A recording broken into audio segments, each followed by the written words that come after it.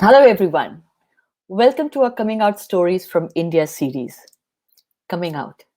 What is it? So, coming out is a term used primarily in the LGBT community when a queer person shares about their sexual orientation, usually with friends and family. Nicola and I decided to launch these coming out stories from India to ensure we all work together in changing this narrative. The last few years since my own coming out, I've been looking for role models, stories that can help me in my own journey. There are hardly any, and if at all, not in depth enough. What was common to most is the challenging journeys that each had. However, we also discovered that not all stories are that of pain, suffering, and trauma either. This is when the coming out stories from India started taking shape to bring to our audience real people with their real stories, keeping in mind the complexities of India. Hopefully, these coming out stories can help pave the way for those who are in any phase of their own personal coming out journeys. I'm Raga Olga De Silva, or Totally Out Now, as you know me. Today's guest is someone who is very close to my heart. I still remember our first meeting. He's soft spoken with the most kindest eyes and a very impish smile. An award winning filmmaker, he continues to be a change maker in the LGBT community, using creativity as the medium for this change. Please join me in welcoming Onir. Hi, thank you for your kind words. It's so true. I remember your eyes and I remember your smile, and then getting to know you, of course, Onir, has been an absolute pleasure. So thank Yes, you for. same here. I think it's been like we've just, I think, last 3 years now, just before the lockdown is when we met, and it's been amazing getting to know you, your story, which is fascinating and has inspired me. And yeah, so I think it's an open secret that I'm making a film inspired by your story. So it's a journey that's very, very precious. Thank you, Onir. I mean, I just cannot tell you, there was no one else I would have given my story to, by the way. Seriously. I mean, your I am Thank and my you. brother Nikhil, and just the person you are. And, the reason that I wanted to bring you here on this show is to understand what coming out actually means for you, because this term is so loosely used, right? So, Yeah, first of all, yeah. what does it even mean, coming out? It's the most difficult. Like, whenever people ask me about this, and this has been happening especially a lot over the last 2 years, especially that what was coming out like, and I'm constantly thinking, oh shit, I don't know. What was it like? And I'm trying to go back and remember, what was coming out because I'm born and brought up in Bhutan, so I did my entire schooling there, and till very late in the day, till class 10, I didn't even know the word gay, you know and like everybody, we used to fantasize about the women in the center spread of Illustrated Weekly, and all talk about girls and all. At the same time, there was a certain physicality, especially later years in school, among the boys, which now when I look back has a different meaning. But then it was like, okay, it's just a part of growing up. There was nothing divided. And it's only when I think came to college in Calcutta, Jadavpur University, because see, we have grown up, all of us, I think, in India, in our subcontinent, have grown up without any reference point. Right? We were invisible in our books. We were invisible in science, in geography, in history, in biology. We were absent in cinema. We were absent in advertising. We just didn't exist. So how would I know that I was who? What is this thing in me? And then when I came to Kolkata, I remember when I was in Jadavpur University studying comparative literature, there was this professor of ours called Shibaji Bandyopadhyay who used to teach us, and we were studying Greek and Roman literature, architecture, sculpture, paintings, and he started talking about homosexuality and how it was in Greece. And what was beautiful is that he would compare it with India. You know, at that time in the 90s, he was speaking about Lord Ayappa and, how in our sculptures. And suddenly, this, world opened up to me. Okay. Still not telling myself that, okay, there are these walls. Even then, I was not aware. I was curious. I wanted to know. I felt something, but there was no, because I think my first exposure came from a person, who didn't attach any sense of guilt, sin, unnatural to it.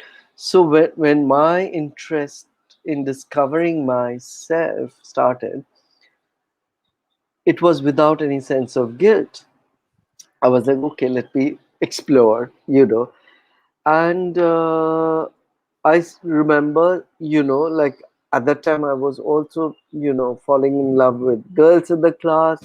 At the same time, I was,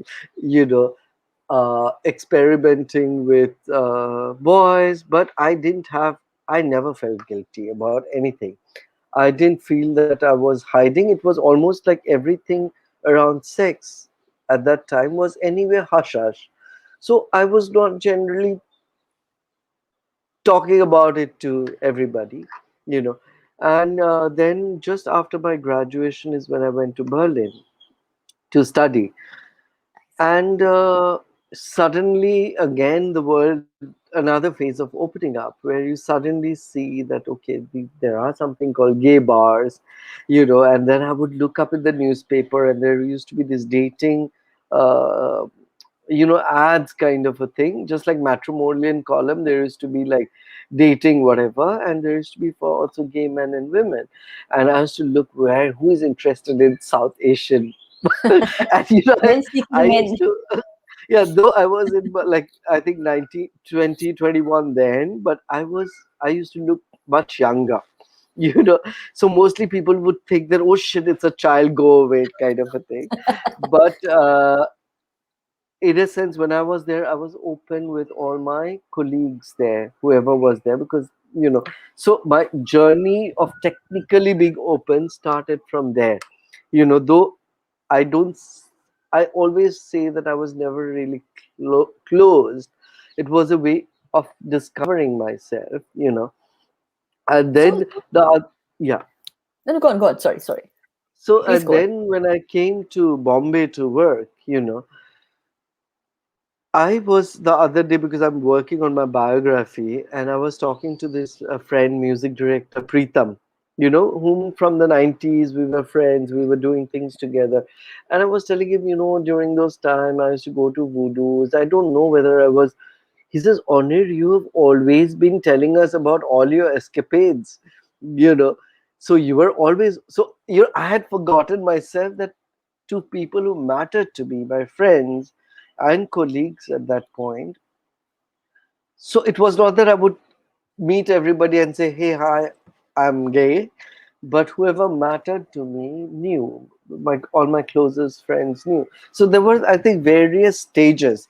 I think with my brother Nikhil, suddenly you are in a public platform, right?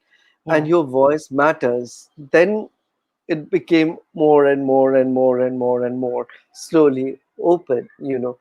But there's never been one defining moment of coming out. So I don't have this you know memory of, oh my god, I have to tell, and the fear of rejection and the fear of that is not really there.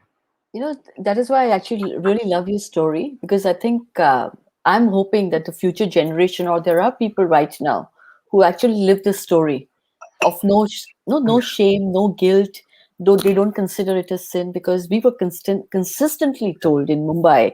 I'm a Catholic, so I was told it's a sin. Even if you look at somebody outside your marriage, it's a sin. Forget about being with somebody from the same gender. You're constantly made to feel that you're causing shame to the family, or the Yeah, family is cursed. So when you listen to stories that people like you bring, it's so heartening, Onir. But I'm going to take you back to yeah, that yeah. pre acceptance time.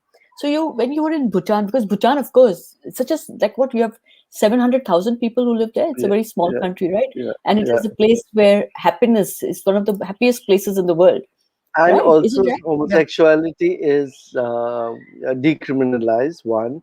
And today I was talking to someone who was talking about a trans couple who are married and living happily. I was like, wow, I'm so happy to hear that. See, this is amazing because we're talking about urban places like, Mumbai and Delhi, and we've had these long stories of shame, guilt, trauma that we talk about. And a place like Bhutan, which is very not in your face, but accepting of people for who they are. So maybe that's why you grew up in an environment which was accepting. Buddhist, right? It's a Yeah, Buddhist yeah, country. it So is. did you? How was your family?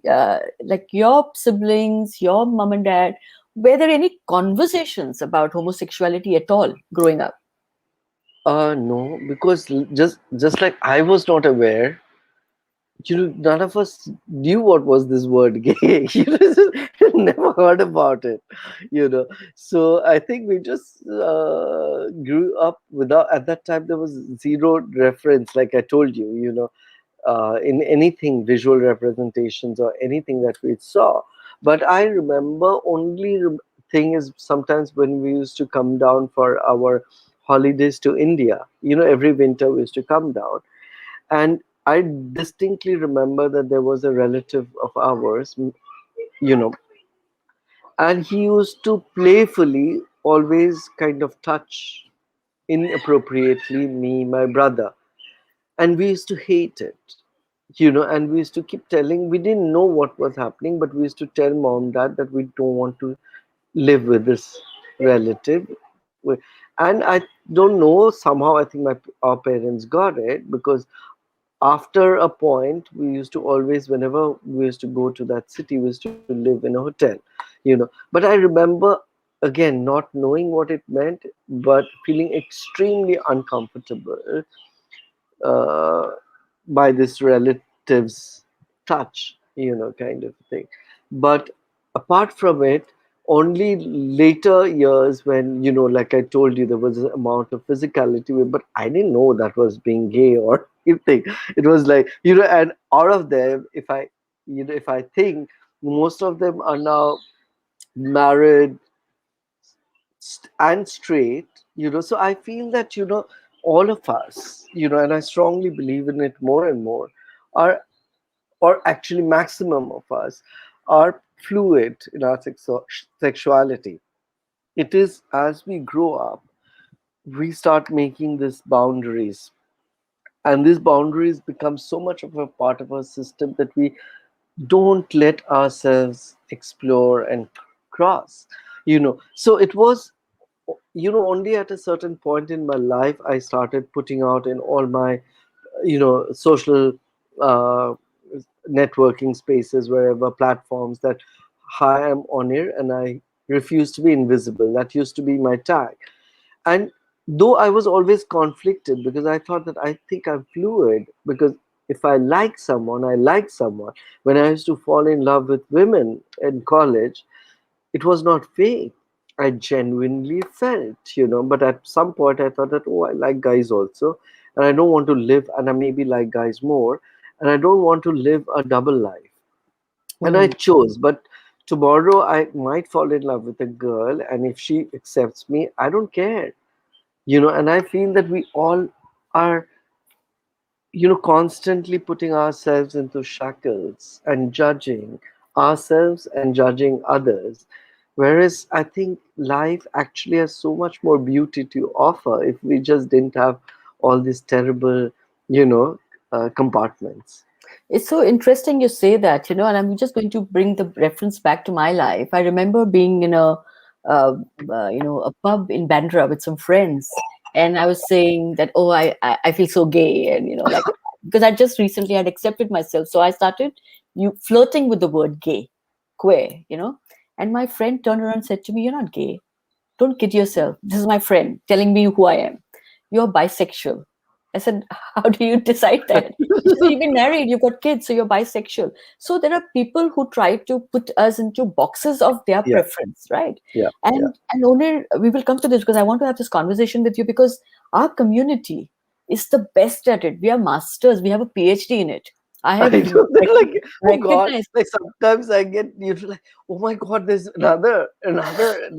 Oh my, I'm like tired, and then I'm scared that am I using the politically correct term? I'm like, God, we're just humans. Thank you, Onir. I'm not the only one because I am petrified of the four parts that I may say something. Somebody said my pronouns is they them, and I'm saying, what do I say? I'm not sure. When I talk to you, am I saying they them? And there's nothing. I respect what they Yeah, want, of but course. Yeah, the community has created so many boxes and sub yeah, boxes yeah. that it is, I think, getting difficult for us. The spectrum, where will it end? I don't know. But coming Yeah, back to your because also, sorry, this no, because this please, is thought please, that sure, came. sure. I always have a problem that I know it was important when we were having a fight for our rights that to constantly emphasize that sexuality is something you're born with and it's not given, it's not a choice. But I'm like, okay, if someone chooses to experiment, what is the big deal? Is it something terrible that one is tr- experimenting or just wanting to experience? Maybe it ends up being a beautiful experience you know so there's this whole thing that, oh, it can't be a choice, but why not? It's okay even if it was a choice. Exactly. And I say that sometimes, and I made that choice, and I get told off by many trolls. Like, no, how was it a choice? But it is a choice, right? Being married and making a choice, a decision Yeah, to be yeah, on the other side. But anyway, people have opinions, and it's great that we have people who have yeah, opinions because that's where the we debate accept starts. it. Yeah, Yeah, and conversations happen, right? Now, coming back to your story. Now, see, because I think we're from the same generation, you and I've experienced this as well. I had no idea what the word GQ, lesbian, even lesbian meant. As we know, there was only a word called homosexual, and homosexual was used in a very derogatory way. They would call yeah. people, "Hey, you homo," and nobody wanted to be that, right? So, in an environment, I'm assuming that when you were in Bhutan, your family, your parents, you siblings were all there. And when you moved to Calcutta at that time, you moved with the family? No, actually, my parents were still in Bhutan. We came because there was nothing after schooling in Bhutan. We came for a college to Calcutta, and then I I went for filmmaking to Berlin, then work Bombay. Okay, and at some point, your parents came over to wherever you are. You're in Mumbai To now. Calcutta. That's Yeah, now Calcutta. the last 3 years my parents are here, but after, like, when basically it's more or less like towards the last years of when we were in Calcutta, our parents shifted from Bhutan to Calcutta. Sure, sure. So, was there any point where you found yourself, like you said, you accepted yourself and said, "Okay, I love men, I love women, but my preferences at that point was to a man." Did you have to I, sit with your siblings and parents and talk about it at all ever? no, it was just like because like that happened when I actually came to Bombay, you know, and Bombay was actually a place. I'm saying Bombay because that's when it was Bombay. That's the Bombay I remember. Is where I actually kind of it not only gave wings to me professionally to explore my career, but also personally, because suddenly it was also the early years when I got my first desktop and the internet, you know. Mm. So there were all these, rooms men to men and some other, and you had to connect to the MTNL light. So till n- 9 o'clock every day, I was this hardworking, shy, young, editor, like really hardworking. Everyone loves me, soft spoken. And 10 o'clock in the night. So that was Onir. From 10 o'clock in the night, I became Camros. Okay, that was my screen name. Okay, Camros is the mix of Kama and Eros. I love it. It's so creative. Yeah. And the other part was this: there were these two parts of the day. The other was Dream Seller. So I had these two identities. Dream Seller I still use actually, and I used to go on to this, and I used to be the most shameless flirt around, and just and there has been days where nights rather, where I've had 3 dates in one night, some disastrous, some whatever, and incredible. And my entire, and at no point, at that point, of course, one also realized it's illegal. There were used to be, and I made friends who are their friends for life, and they still call me cameras, some of them. And we used to go every Saturday in Bombay. There was this club called Voodoo's, you know and Saturday meant going there, trying, dancing, drinking, and maybe finding a hookup, whatever. At times, again, disastrous because we got mugged, all kinds of things would happen. And at times there would be a police raid, and we used to run out of the back door. I've been always somehow lucky because there was this white night party sometime, where in Motherland we were having this party, and then the police raided, and just 15 minutes before that I had left the party. And so I was like, oh fuck, next day reading in the newspaper that people were all taken to the police station and abused and whatever. And I was like, fuck, I was there. But that didn't stop. And I always felt that, I don't know, all of us had this thing of exploring ourselves, being who we wanted, despite knowing the dangers, and not being scared to, and I think it was really beautiful. It was beautiful. I remember those, early morning, after all night dancing in Voodoos. We'd go near the gateway, have a morning chai, and then return. And at times we would see in front of the car the two hot guys in a bike, and we'd whistle and make fun, whatever shit, I can see But it, nostalgia all over your yeah. face. Really good. So How beautiful. it was, so there was these two identities I had, and at some point I didn't know which was the real me and which was both were as real. And also slowly, like I mentioned, like I used to tell my friends and colleagues, not everybody, but I would be talking to them. And when I was working on my uh, biopic, I suddenly realized that, by that time my brother had moved on to brother who was very close when we were in school together. The minute went into he's a scientist and all, he was very affectionate, loving with her, but there was a distance in terms of our personal lives. And with my sister, it was more about, I used to always be her, listen to her stories, whatever. And she said, shit, I never asked you. I never, I didn't know you were doing all this, So somewhere, because her life had so much of drama in itself, that my drama, I always kept her out. And then, of course, at some point, I don't again remember the exact point, but we never had this discussion. For me, my memories of my brother accepting my sexuality is like, as the professor at TIFR, every article that would come out about me, my sexuality, talking about it, he would circulate it among his students, you know. And for me, that, what Yeah. more do I need? For me, acceptance meant when my brother Nikhil was released. I was in New York at a film festival, and there was this film festival in Calcutta called Shati, LGBTQI festival, and they wanted to honor me than the film. And my father went to a LGBTQI film festival on stage, received the award. I mean, come on, yeah. What That's it. more? This exactly, How and the fact that never in my family has anyone discussed that, oh, maybe you should get married to this girl. Never that conversation. Whereas later, whenever I was in a relationship, my parents would always accept whoever I was with.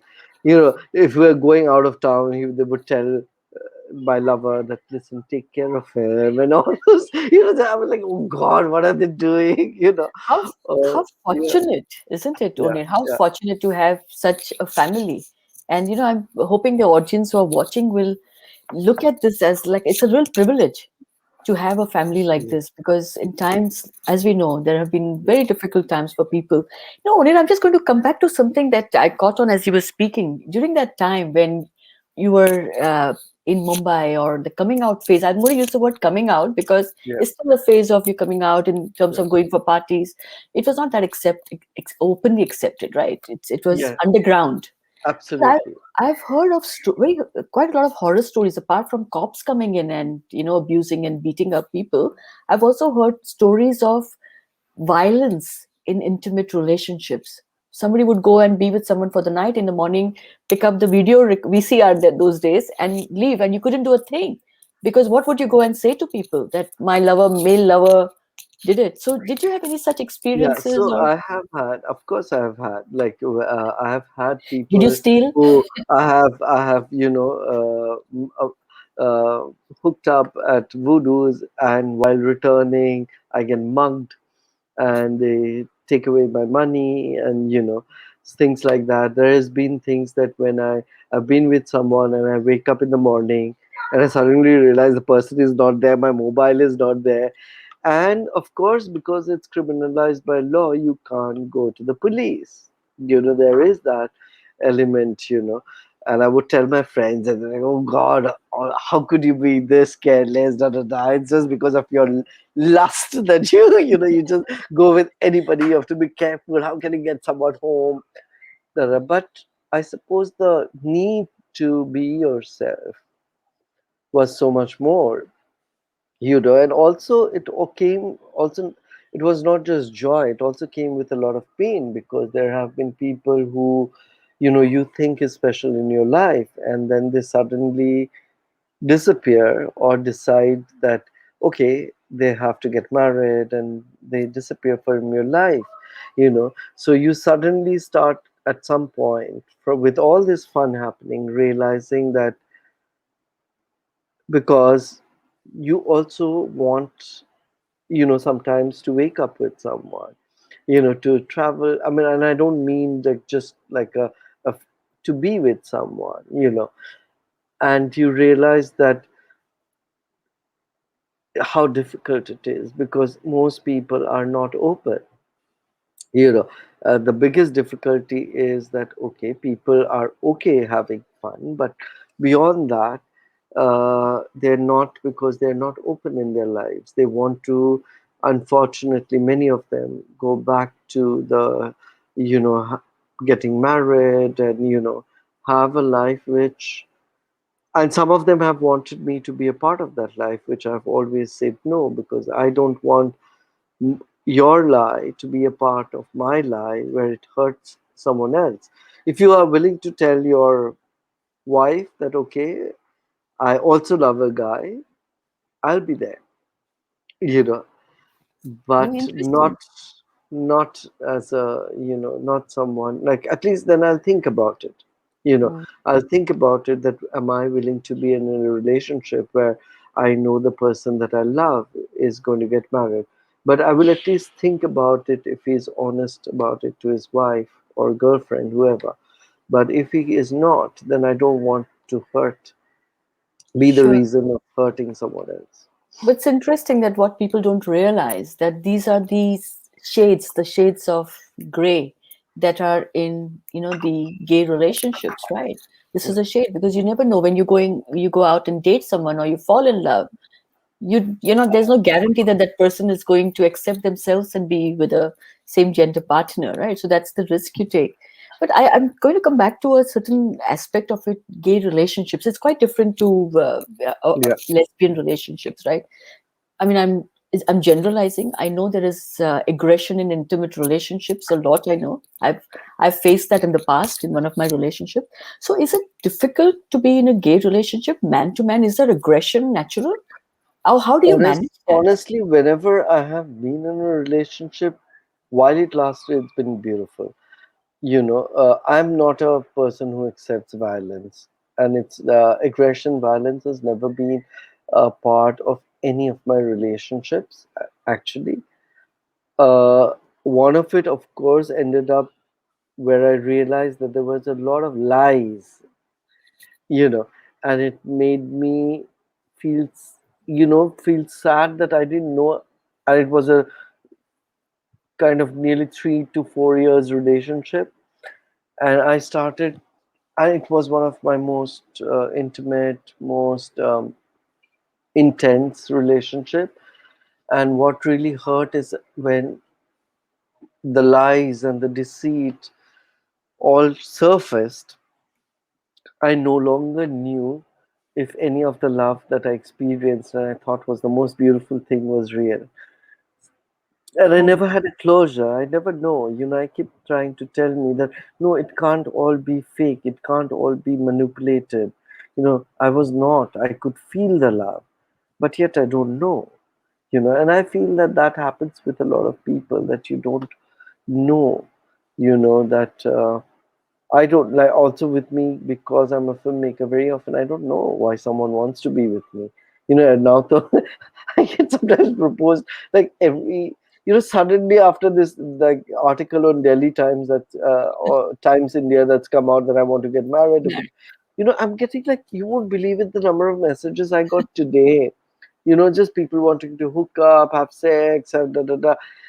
And I'm like, God, yeah, it's nice in one level, but at the same time, no, you know, Yeah. this is not, and you realize that they're not even reading what I'm trying to say. It's not about the actually sex is the easiest thing. So You that's know, true. Yeah, but do you think that there's confusion, not just in India, around the world, of course, but the difference between sexuality and gender? of Is that course, also, yeah, yeah, I feel that constantly. Even yesterday I was doing this live interview, you know, and the anchor kept telling, that you are the voice for the trans right and the trans people, it was talking about the Madras judgment about this. And I was like, one, of course, I talk for the queer community, but not trans specific, because I speak up. I honestly, I not in isolation of trans rights I've ever done anything. It's a lie. It's more for the lesbian, gay, space of it. One, two. That person didn't know that the Madras High Court judgment was about a lesbian couple. That's not trans. yeah. You know, and I just felt like you know people don't realize, because also in India, and without, again, because I really really want to make it clear, it does not mean looking down upon the third gender, but people think that being gay or lesbian is equal to being third gender, and it's the biggest myth. When people will say, oh, the UP government, how can you speak up against, they have made this rainbow metro station.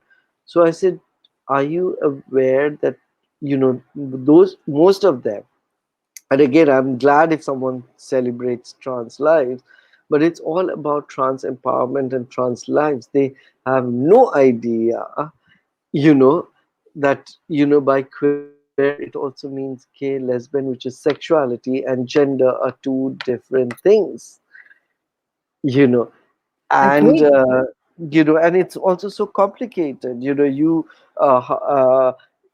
Are you because if you are a trans woman, you are a woman, so you can marry a man. So that means, so queer, when you are when it's in a way trans queer, marriage is that way legal, right, if it's a woman and a man, but it's not legal for the rest of us. So it's really really complicated. It is complicated, but it is also, I think, it requires some understanding. And Yeah, Onir, I agree with you. Like, ever since I've come out, people, all the trans community, for some reason, they love me, and I'm glad they do. But I think they, and the non-trans, they, for some reason, they will say to me, so they assume every lesbian, because remember, the awareness of a lesbian is much lower than yeah, a gay man, because most yeah, people have seen gay men, they haven't seen a lesbian, so they assume a lesbian means it's trans. I face this day in and day out. I get invited for trans events. I get told by the trans community how wonderful I am and I represent them. I don't actually. I represent everybody who's marginalized. I mean, that's our fight, right? Exactly. But Yeah. I am a lesbian and I own that. I'm a woman and I own that. I was Yeah. born in this body and I feel fully woman. So it becomes very confusing for people and something I think we must have more dialogues about, owner, Yeah. in Yeah. the spaces that are available to us. I'll come back to another part of your story. I want to know if you ever faced homophobia. Uh, of course, I feel that I have seen it a lot in terms of not aggression. I mean, of course, on social platforms, one gets abused left, right, and center. That is, but I do for me those are unimportant. Those faceless people are not. But I have seen a lot of people like what you told about yourself being Christian. Similarly, I've seen a lot of Christians and Muslim friends of mine, constantly talking about saying that, but this is sin according to the book, and so it's not, or, simple things like, being conscious of, if we are clicking a photo together, if I would hug a straight person, be conscious about sharing it on social media or anywhere, or commenting on my Instagram post where it's got to do with sexuality, but will inbox me the message. I have seen people like, suppose when I was talking about the CA, I've been speaking up for, like you said, our voices for all marginalized community.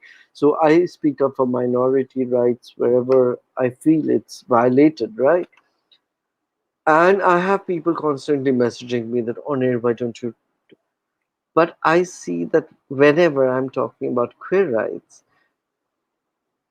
it will be 10% of that same people or 20% who will respond, who will care. And I always say, my support for your rights is not a barter. I will still love you and I'll still speak up for you, but I feel sad that you don't think because of your religion or whatever that you can speak up for me. So my, when people are, like, I remember on Twitter everyone would put out that, hey, if you don't speak up for Palestine, then you are not someone who have the right to speak about da da da da, right? But nowhere in the scheme of anybody would be the rights of the queer community. We don't matter. Who will speak about our rights in Palestine also? Why is it secondary? Why is everything to do with our lives secondary to other things? you know and I find it problematic that, if I'm supposed to accept, I am an atheist, but I accept anybody's practice of religion as long as it does not uh, include hate. But I don't see, if I have to speak up for your right to wear what you want, practice what you want, would any of you also try and speak up for my rights in audio spaces? No, I don't see that, you know. And So that saddens me. And for me, that is homophobia. I agree. And so that is homophobia, right? And this is what we talk about, this subtle, passive homophobia, which is constant. And I don't know whether you face this coming out. I come back to the word coming out. We constantly have to come out. Constantly, you have to tell people that you have a same gender partner. You have to tell people about your sexual orientation a lot of times because otherwise, medical reasons sometimes. So you have to constantly come out, or No, you. I feel that what you're saying is absolutely. That's why I said I don't remember one point of coming out. It's just, Yeah. But having said that, I also find what is very interesting is how people avoid talking about it.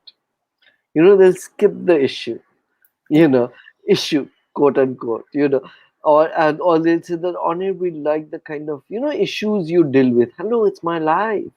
I'm not an issue. They will not use the word gay, you know. So I find that a lot of people that I would know would not directly talk about my relationships, want to, yeah, they will always skip it. They accept me, whatever. It's almost like, okay, you're there. That part, let it be invisible. I don't want Yeah, to deal with it. I agree. I agree. In fact, I was doing an Insta live with someone. I was on the other side just a couple of days back. And throughout that half an hour conversation, all she said was that thing, that that thing that you are, that thing that you are. And I kept on thinking, what thing? And I made her say it. But that thing, that's what they do. Like they kind of try to Yeah, slip away. yeah. People are still very uncomfortable. And that's what I want people to feel, that that is homophobia. Yeah. You No, the become other day someone had messaged me, a young person, that Onir, why is it so? And I was seeing another person's also this young. The problem is sometimes influencers are dangerous. There's this young, out and proud gay person who is putting out this. It's okay to be closeted. It's okay if you don't want to come out, and just celebrate who you are. I'm like, fuck, what he said was just contradictory. Of course, it's okay if it's not the right time for you to come out. I will not judge you. But whenever the opportunity is there, it's very, very important to come out, because it's simple. That why when you do not come out, what does that signify? That you're invisible about something, because you're afraid of something. There's shame, there's guilt. So it is important to come out. So to say it's all this right now, no, like it's almost like cool, and people mix up things. Like people say it's okay to be depressed because of mental health, whatever. But it is not okay to be. What I mean is, it's okay if you are in a situation where you're closeted because you're in a family that doesn't accept, and you have to be financially independent.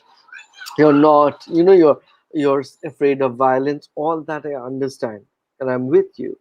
But to say that, oh, it's okay not to want to, I totally don't understand why people who are financially independent in positions where, in a public domain, like you and me, who don't use their voice to give. Like what you're doing today is precious, because 10 other, even if one person gets inspired, that is something.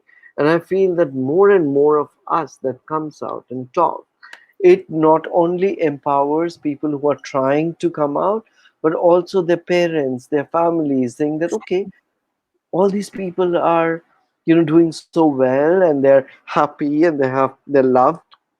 Why not my exactly. son or daughter, or trans?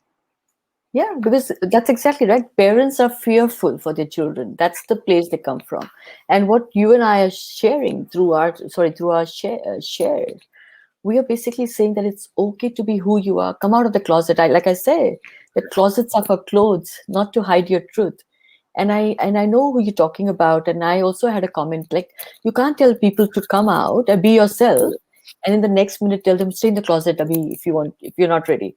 We have to empower people to live their truth. I think Yeah, that is yeah, how I have lived my life, in a lie, double life. And I hate that part of my life. I don't want people to be 50 years old and think about the 20 years that they have lost out on not living their truth, because it is beautiful, right? It's magical. It doesn't mean that there are no challenges. But like you said, when you live your life, you accept yourself, it becomes into this beautiful story for you, not the yeah. drama that people want. But Onir, I just want to talk about the film industry. The film industry has, we know there are so many people. Why are so many people closeted? And why was, and why is, it's a film industry. It's supposed to be an Yeah. industry where we change the narrative. So why are so You many know, people? I always wondered that, why is our, like, when you look at Hollywood every year, be it the awards, be it, they're constantly celebrating. And I remember my journey, right from my brother Nikhil, I Am, which got the national award. I've never got any award, anything from our mainstream award ceremonies, and that of course signifies certain thing. Films that have traveled across the world are seen as such. There is no empowering of, there is no conscious, and I'm always thinking that, What is it? That in an industry where there are so many people who are from the community, all closet, you know, what stops them from at least celebrating the ones who are out, since Right. you don't have the guts, you know? And it is something I feel extremely sad about. I don't know how. Like, even today I messaged one very important editor, of one publication, that they wanted some pride. It's almost like, okay, tick month, pride month hai, Onir ke saath interview. I said, I really get bored with the kind of questions I ask. Why don't you do an Insta live with me? Silence. Not Mm, even a reply. yeah. It's You know, strange. It's strange. So do you think that the industry will change? Or it is it just a will closeted industry, sir? it will take time. It will take time. The problem is, there are so many different aspects. Today, if we had also a more supportive audience, you know from the queer community, who would go and make it a point to go and watch our films in the theaters, uh, come out and support. There are industrialists with huge amount of money who could support queer cinema, to happen. If that was happening, like today, internationally, even if you look at the OTT platforms, they have a mandate and they execute it. And this is something both you and I have experienced directly. They have the mandates, but the willpower is not there. And I always think that, you are talking of eyeballs. If you're making 100 shows, you can't, I mean, do one show One. just for the cause, for what how important it is to empower, to educate, to sensitize, then there is a problem. And I'm Yeah. always saying that, why are out and proud people not making our own content?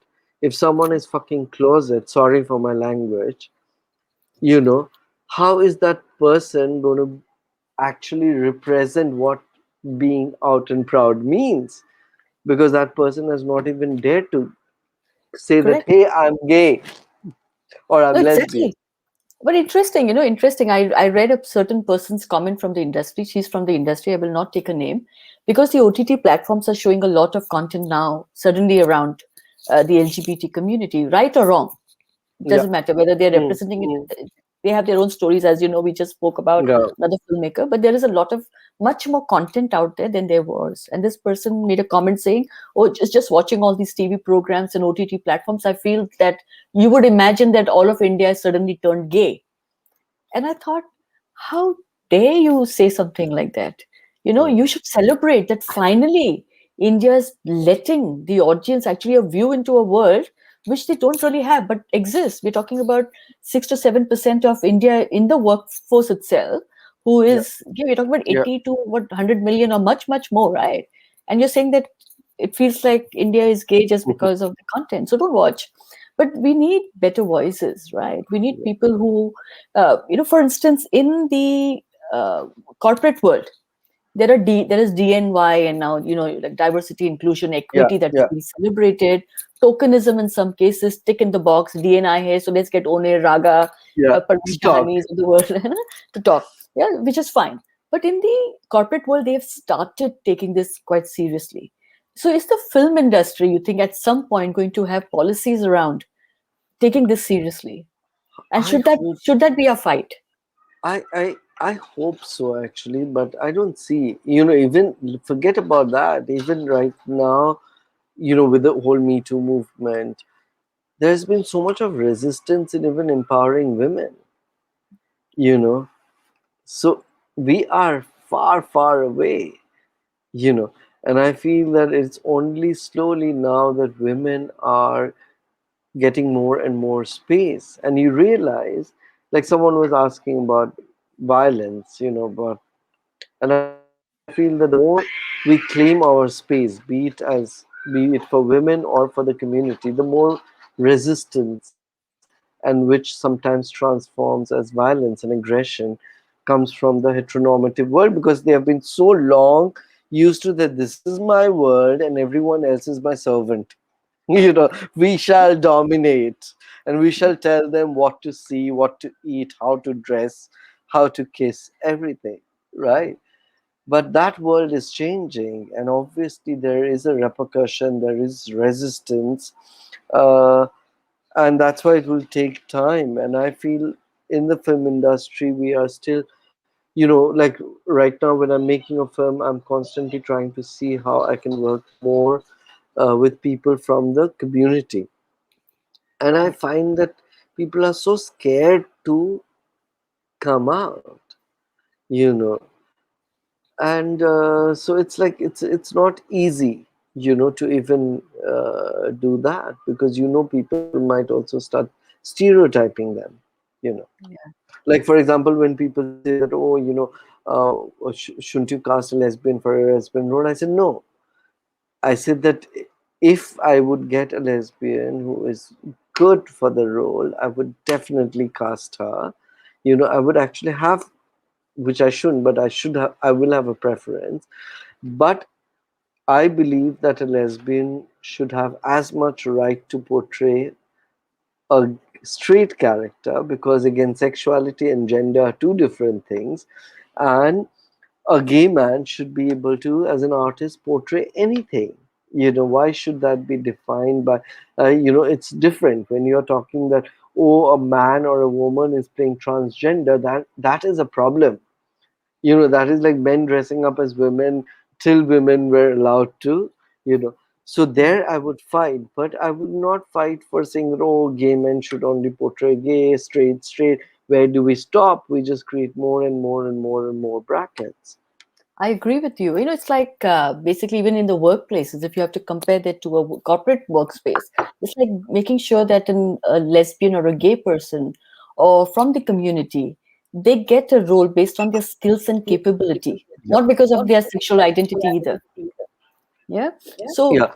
But at the same time, I feel, again, because we don't differentiate sexuality and gender, the third gender, or the trans community as such overall, has for centuries, unlike what I mean, of course, the gay, the lesbian, all of us have faced different kinds of prosecution. But since we are not so, quote unquote, again, I'm talking of majority, identifiable, you know, the amount of aggression, suffering, that the trans community has faced, socially boycotted, horrible, there has to be a program overall to empower the community, because they're, to, like how we have, like very often people say, oh, queue reservation, be it for women, whatever. It is needed because if for centuries a gender, be it women largely, which is changing slowly, and the third gender for the longest time, have not been empowered to the basics. You can compete in a race when you have been fed the same food, when you yeah. have been trained in the same place. But someone who has never been allowed access to schooling, whatever, you will not. So how do you empower that person? So one is, of course, reservations everywhere and training to slowly get them to a level where, you know and that is also equally, like 50% population of this country is women. Why we, you hardly see them in the decision making bodies anywhere. Right. Why? Why is there no reservation? I'm sorry. We have to collectively make that effort, that yes, find the right person. And why is what decides the right thing anyway? Right person in terms of the criteria, very often is very patriarchal criteria. So I feel that it's extremely, extremely important, just like to have 50% of representation everywhere women. Similarly, within that category, one has lesbian, trans, gay. We need representation. We I need representation everywhere, so that our voices, our concerns, our lives Otherwise there will be stupid people going to the high court and saying, oh, it's not a part of our culture that they get married. Which part of our culture is it written down anywhere that two men should not, or two women, or one trans people should not get married? There's nothing in the history of this land, Exactly. and I'm not going by religion, I'm just saying this land, which has ever discriminated. I agree with you. And on that note, I'm sorry, for some reason I'm echoing, but you can hear me twice. Isn't it good? Onir, on that note, I want to ask you one last question before we end the session. Is marriage? Have you met have you met the man of your dreams? I just have this feeling when I see your guitaring and singing. Honestly, all the guitaring and singing and all started off when the man of my dreams had left me. It was kind of okay to fill those void up, you know. And then, I really had a dream. I think I thought that this time it is, you know. And unfortunately, I realized that I was just a road leading somewhere, you know and that really saddened me. But I am always someone who this is because over the years, there's been so many dreams which got shattered, but there were so much in those dreams that was beautiful that uh, I don't nurture and cherish the shattering. I cherish the rest of the dream, not the waking up. And right now, I I don't know who, but I know what I want. Just like when I wanted to, I keep saying that I didn't know how I'll become a filmmaker, but I had the dream. Similarly, this is something that I want to, you know, and I don't know how or who, but I feel that if you start really dreaming, it will happen. I Oh, at I least love it. think so. If Yeah. you start dreaming, it will happen. Isn't that beautiful? On that note, thank you for sharing so much of you with us. This was beautiful, Onir. And Thank you, Raga. we saw the naughty side of Onir, and we're looking for your biopic, of course. And we saw the real owner, which you always show your real side anyway, which is what is endearing about you. But you've actually shared so much with us today. So thank you for that. And we have a gift coming your way from the Oh, Herbal what fun! Theory. Give us a little time, huh, because of lockdown. It's a Yeah, yeah. beautiful gift set hamper. It's not it's quite small, but it's beautiful. Everything in it you love, I know. And we have to take this opportunity to thank Nicola, who's been in the background helping us out. Thank Thanks, you, Nicola. Nicola. Yeah. And audience, thank you for listening in. And if you want to share any feedback, thoughts with us, please write to us at theviewsroom@gmail.com. And remember to follow me at Totally Out Now. I am Totally Out Now. Subscribe to my YouTube channel, Raga Olga De Silva. And remember, closets are for clothes, not to hide your truth. Onir, thank you very much. I'm signing out at Totally Thank Out you. Now. You're watching Today with Totally Out Now.